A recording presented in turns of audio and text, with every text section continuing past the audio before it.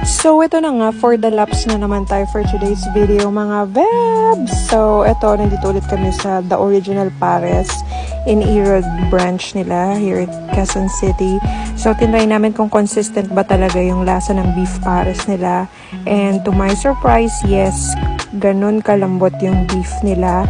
Yung fried rice with toppings, so nagdadagdag siya ng lasa dun sa pares. And then, yung chili sauce nila, same chili sauce, maanghang talaga. Kaya kahit konti lang ilagay nyo, powerful na siya. Tapos, ayan yung beef mami. Kita nyo naman yung beef, sobrang lambot din and kailangan nyo siyang haluin mabuti para mag-incorporate yung lasa niya dun sa sabaw. So, for me, consistent din yung beef mami nila.